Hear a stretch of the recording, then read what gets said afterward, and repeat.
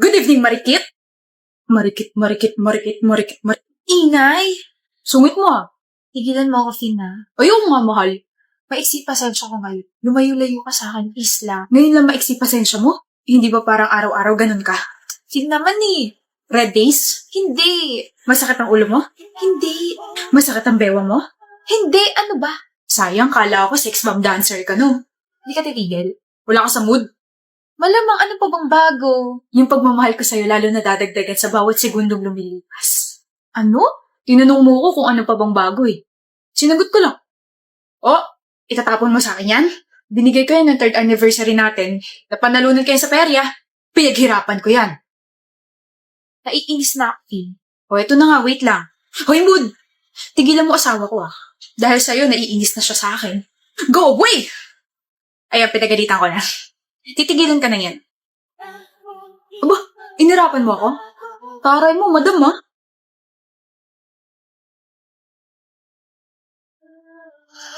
Ay, natawa? Ano nakakatawa ha?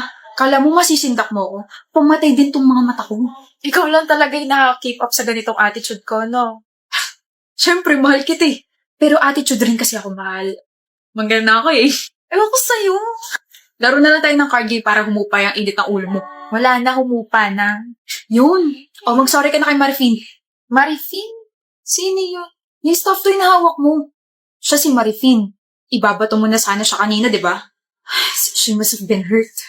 Diyos ko. Chris? Hmm. Ano yan? Huh?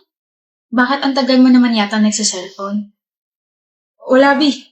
May kachat ka ba iba? Wala. Bakit ka nagka-type? Kanina pa kasi yan eh. May inaasikaso lang ako, Macy. Niloloko mo ba ako?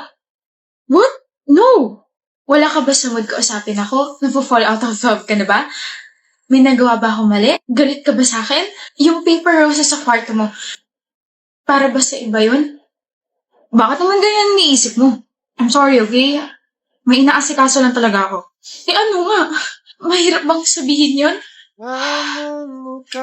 Masisira yung surprise. Surprise? Anong surprise? Surprise na eh, baby naman eh. Gagawa ko ng scrapbook para sa birthday mo. Tapos nililista ko rin kung ano mga gusto mong pagkain kasi magluluto ako tsaka bibili ako. Ayan o, fried chicken, meatballs, fries. Tsaka yung mga paper roses na nakita mo sa kwarto ko, para sa'yo yan. Gawa ko. Ibibigay ko sa birthday.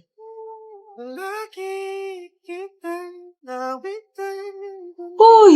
Ba't ka umiiyak? Ha, hindi. Macy. Akala ko ayaw mo na sa akin eh. Nag-overthink lang ako. You see, wala sa mga naging ex ko, tinrata ko ng espesyal. Yung isa, niloko ko. Yung isa, sinasaktan ako physically. Tapos yung isa, kinailangan ko pa magmakaawa para sa bare minimum. Akala ko. Ayaw mo. Akala ko hindi ka na interesado sa... I'm sorry for that. It's fine.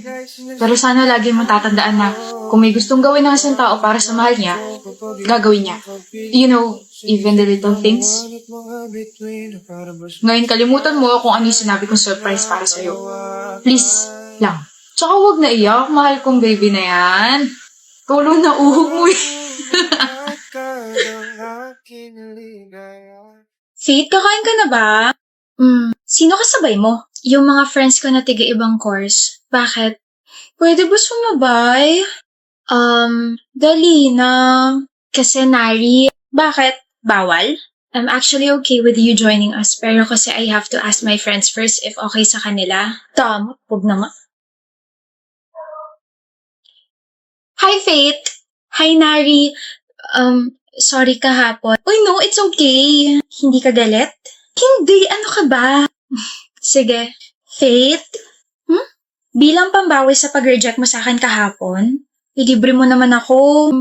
Bakit? Kasi di ba hindi niyo ako sinama sa lunch niyo kahapon? Nakakatampo. Ilibre mo na lang ako. Hindi ka galit pero nagtatampo ka. Sabi ko naman sa'yo, di ba, I have to ask my friends permission muna. Ayaw mo ako ilibre? Di naman sa ayaw, pero kasi I don't think we're close enough para ilibre kita. So ililibre mo lang isang tao kapag ka-close mo na. Hindi mo nga ako sinama kahapon. Ako na ngayon lumalapit para makipag-close sa'yo tapos ngayon sasabihin mo. I'm sorry. Ewan ko sa'yo, choosing.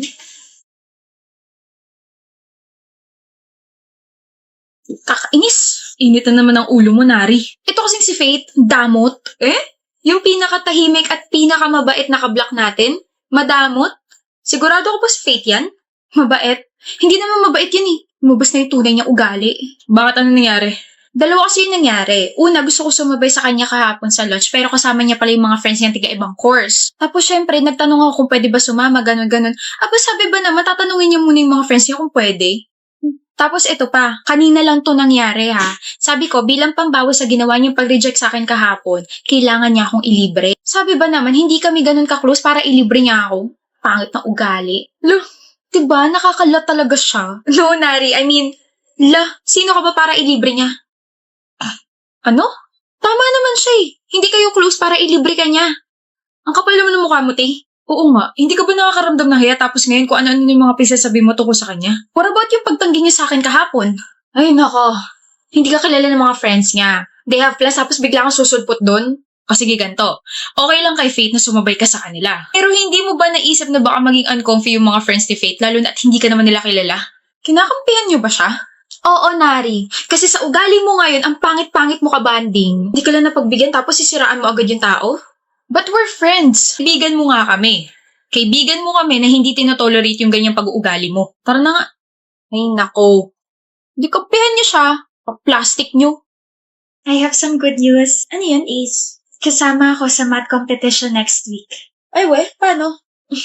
Paano, Brea? Highest ako sa exam, diba? In-announce pa nga ni Ma'am. Okay. I mean, I get to compete with other schools. So, ano nga ulit yung kinukwento mo, Clara?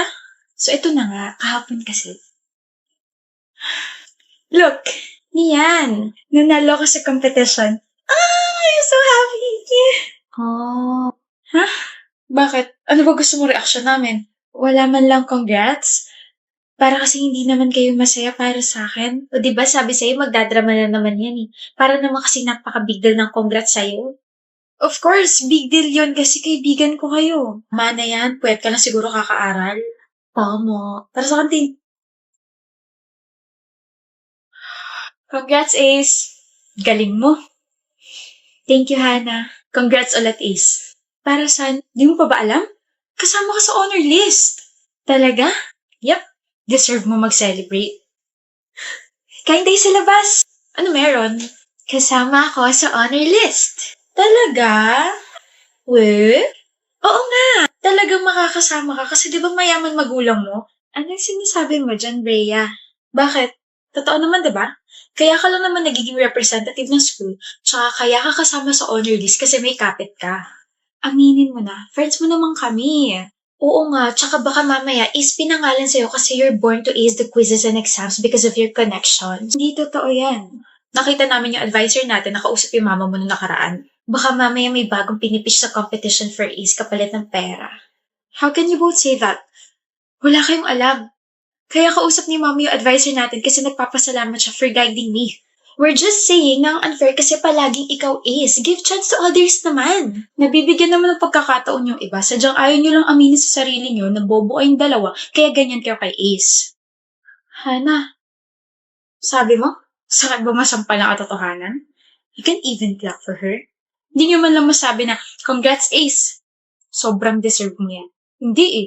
Unang marka nyo sa kanya, puro pagdududa. Anong klase kayong mga kaibigan? Kaibigan namin siya. Kaibigan na Inglaterra dahil nakakaangat yung isa niyong kaibigan. Oo nga naman. Kaibigan nga talaga kayo. What about her connections? Matalino at masipag si Ace, hindi nyo lang talaga matanggap yun.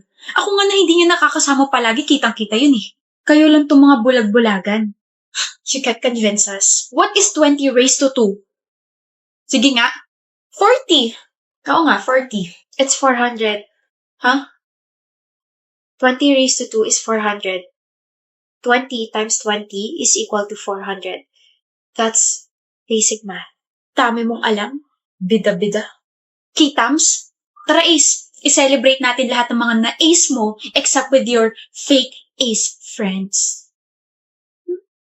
Galing mo. Nablangko ako sa sarili kong tanong eh. Kala ko rin 40. Buti hindi ako nagmarunong. Magmumukha rin akong bobo. Tara. Hi, miss. Nandiyan ba si Gabe? Sino yun? Si Gabe Mercado, yung gwapong mataling masungit. May ibibigay kasi ako sa kanyang buttered shrimp. Binili ko to. Kailangan kong galingan kasi pinipilahan siya ng mga students eh. Wala. Walang Gabe Mercado rito. Pero sabi nila, dito raw yung department niya. Wala nga, may asawa na yun, may sipon, baka mahawak. At saka, umakit yun na 7th floor, di na bumalik. 3 floors lang tong building na to. Alam ko. Kaya nga di ba sinabi ko, walang Gabe Mercado rito. Gabe! Sabi mo walang Gabe Mercado rito. Hello? Ha? Tawag mo ako? Ano? Buntis ka? Sige, good luck. Why did you do that, Fiona? Iyak ka na naman sa English mo eh. I did what? 3 words yun. I'm so genius. Bakit mo sinabi wala ako rito? Wala ka naman talaga dun ha. Kasama ka ba namin kanina ha? Late ka kaya dumating. Alam naman mo sinungaling ako. Huwag kang ang pilosopo.